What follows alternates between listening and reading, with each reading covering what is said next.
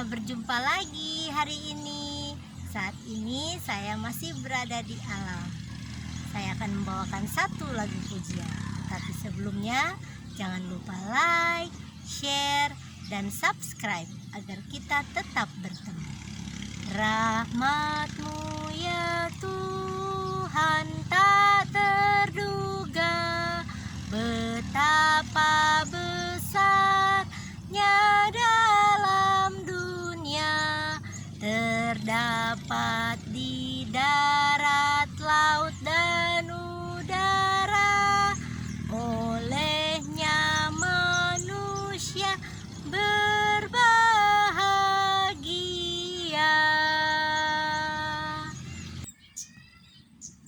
Senang berjumpa dengan Anda hari ini. Hari ini kita kembali akan mendengarkan cerita yang menarik dari dalam buku Alkitab. Saudaraku, cerita yang kita akan dengarkan hari ini masih berada di dalam kitab Keluaran.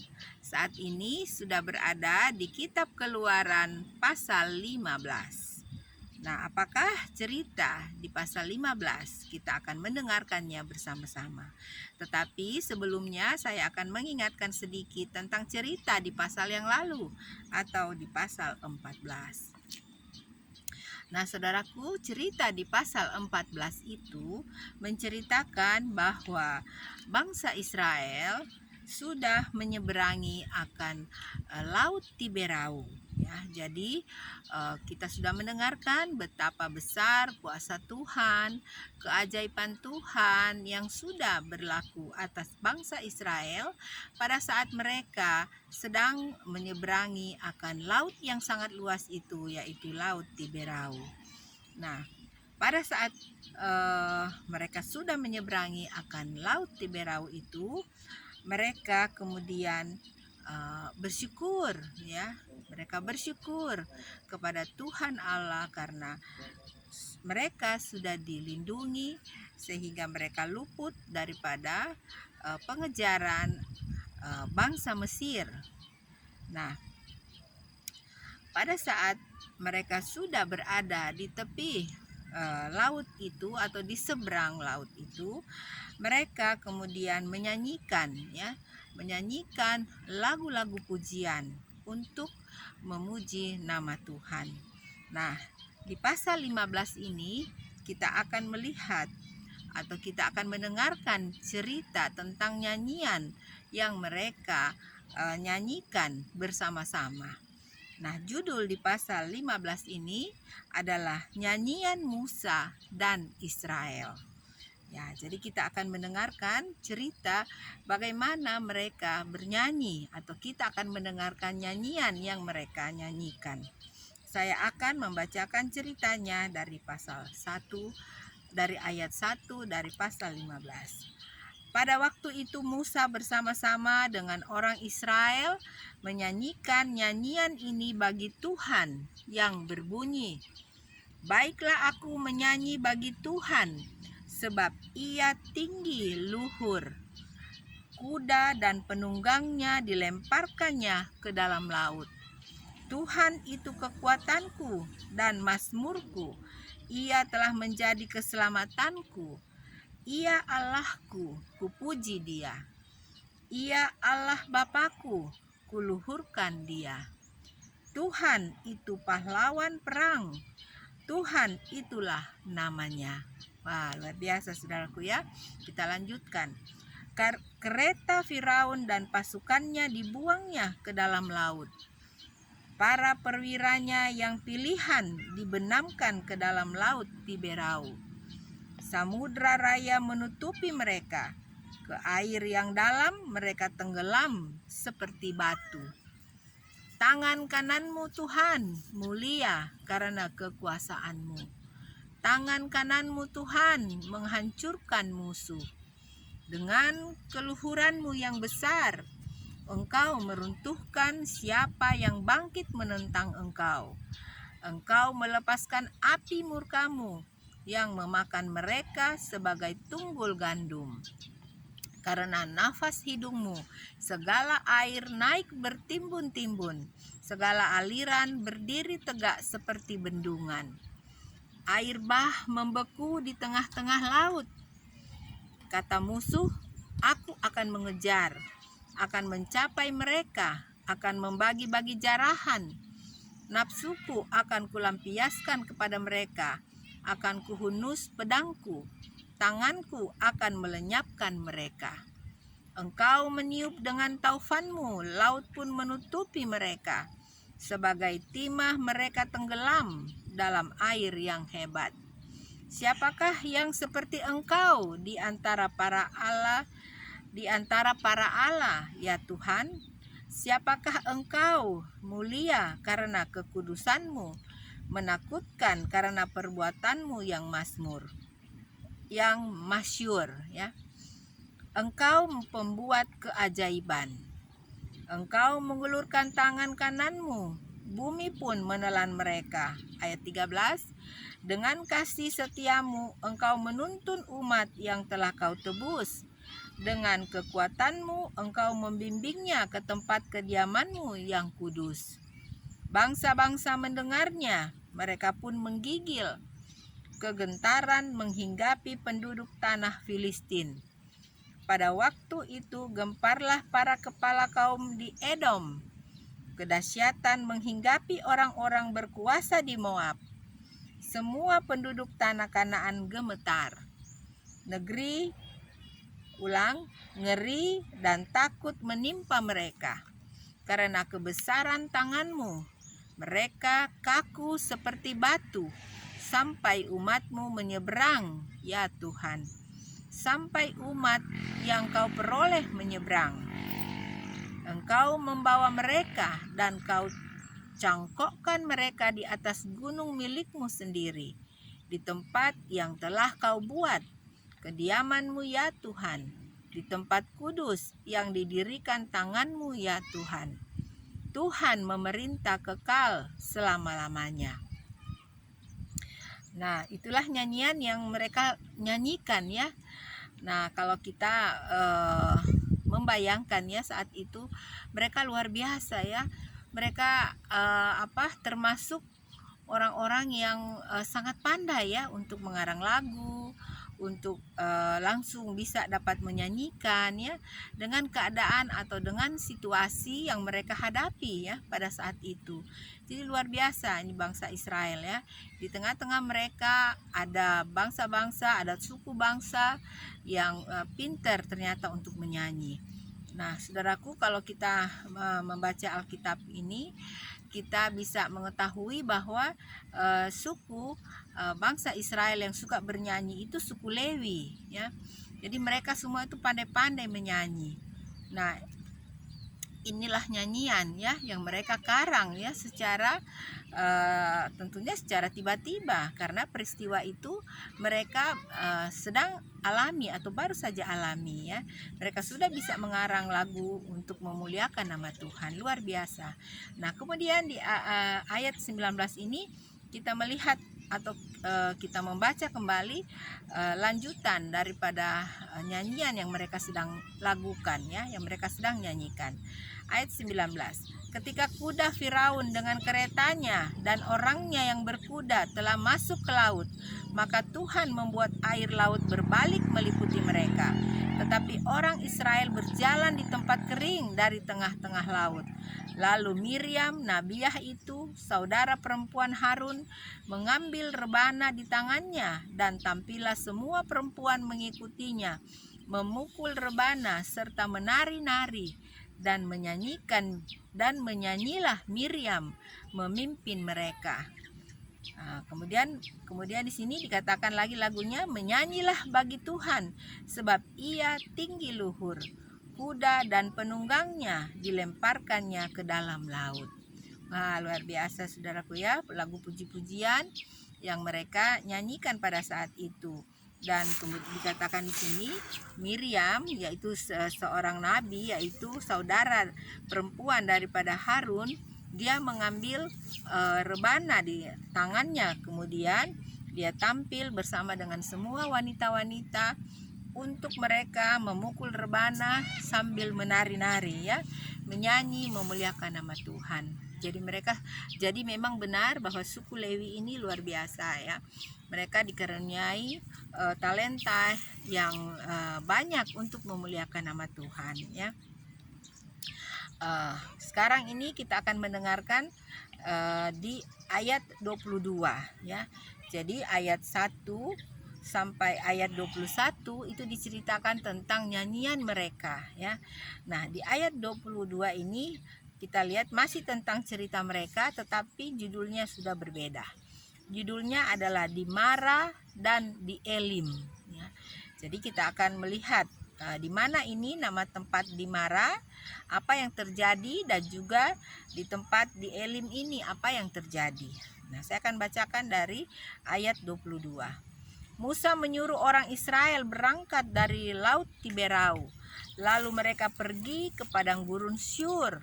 3 hari lamanya mereka berjalan di padang gurun itu dengan tidak mendapat air. Wah, luar biasa saudaraku, ya. Bayangkan dikatakan setelah mereka selesai menyanyi, menari di tepi laut itu, kemudian mereka melanjutkan perjalanan mereka, ya. Mereka berjalan di sepanjang gurun pasir itu, dikatakan selama 3 hari menuju ke gurun Syur, ya, namanya. Dan kemudian dikatakan selama mereka berjalan itu mereka tidak mempunyai air, ya. Jadi mungkin air yang mereka siapkan itu sudah habis, ya. Jadi tentunya kita bisa bayangkan mereka sangat kehausan. Nah, kita baca selanjutnya apa yang terjadi, ya, di ayat 23. Sampailah mereka ke Mara, tetapi mereka tidak dapat meminum air yang di Mara itu karena pahit rasanya. Itulah sebabnya dinamai orang tempat itu Mara. Lalu bersungut-sungutlah bangsa itu kepada Musa, kata mereka, apakah yang akan kami minum? Wah, kemudian kita lihat di ayat 25. Musa berseru-seru kepada Tuhan, dan Tuhan menunjukkan kepadanya sepotong kayu. Musa melemparkan kayu itu ke dalam air, lalu air itu menjadi manis. Di sanalah diberikan Tuhan ketetapan-ketetapan dan peraturan-peraturan kepada mereka, dan di sanalah Tuhan mencoba mereka. Luar biasa saudaraku, ya. Jadi dikatakan di sini, bayangkan, ya, sudah 3 hari perjalanan, air tentunya sudah habis, air untuk diminum atau air untuk mereka pakai, ya. Nah, kemudian dikatakan mereka tiba di satu tempat yang namanya Mara, ya. Nah, di sana ada air, tetapi setelah dirasa airnya itu pahit, ya. Nah, jadi kemudian bangsa Israel ini dikatakan mereka kembali berseru kepada Tuhan, ya. Kemudian dikatakan Tuhan menunjukkan kepada Musa sepotong kayu, ya, sepotong kayu, dan kemudian Musa melemparkan kayu itu ke dalam air yang pahit itu. Kemudian air itu langsung berubah rasanya menjadi manis, ya. Nah, itulah pengalaman yang mereka alami di tempat yang namanya Mara, ya. Nah, kemudian dikatakan di Mara sinilah Tuhan memberikan ketetapan-ketetapan dan peraturan-peraturan kepada mereka, dan di sanalah Tuhan mencoba mereka.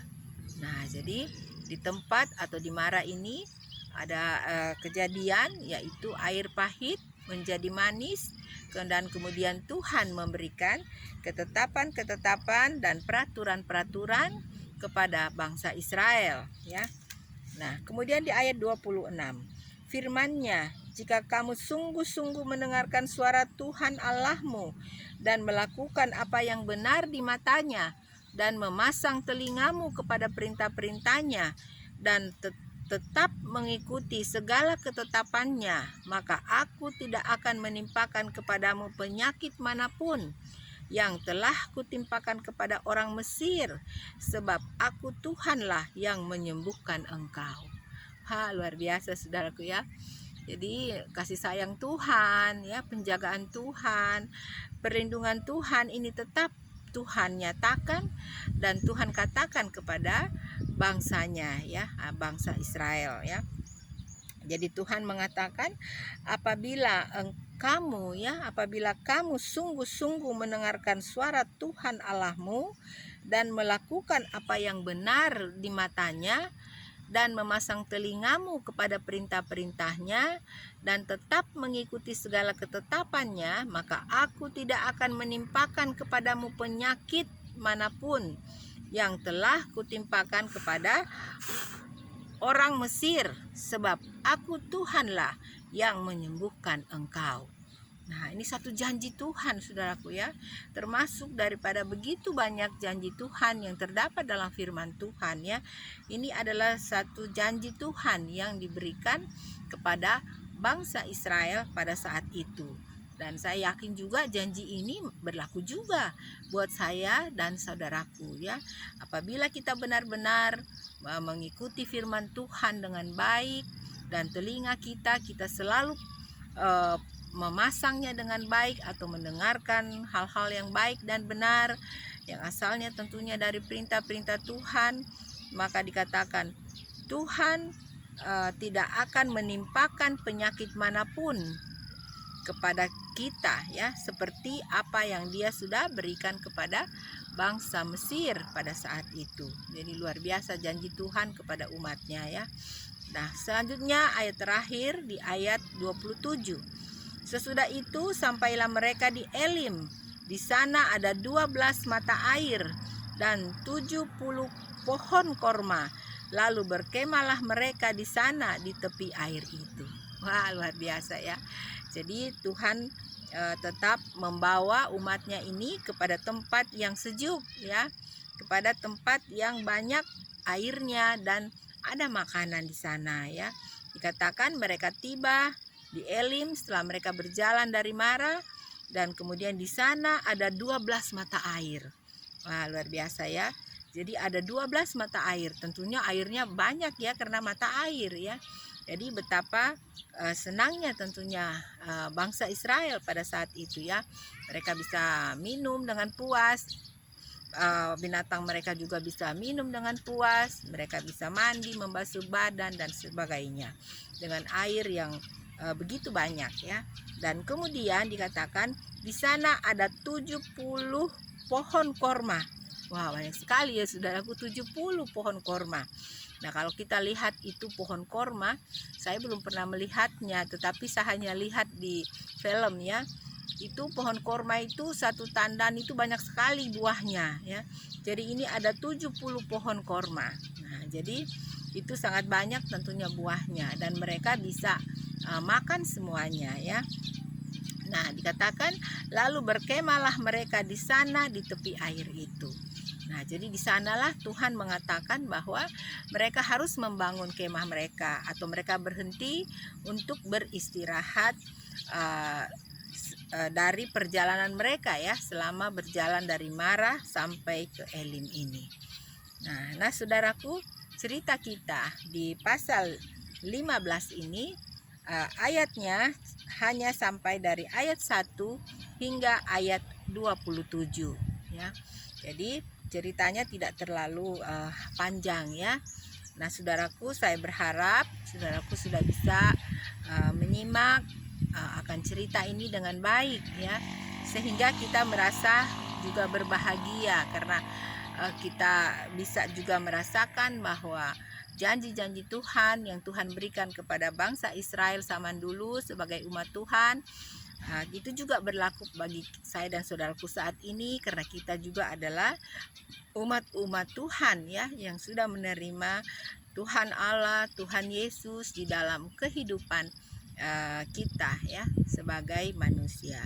Jadi kita harus bersyukur untuk semua firman Tuhan yang kita sudah dengarkan pada hari ini. Nah, saudaraku, saya berharap firman ini bisa membahagiakan hati kita semuanya. Baiklah, dimanapun saudaraku berada, biarlah saudaraku semua ada di dalam keadaan yang sehat dan berbahagia. Sampai kita berjumpa kembali pada waktu yang Tuhan kehendaki. God bless you. Bye.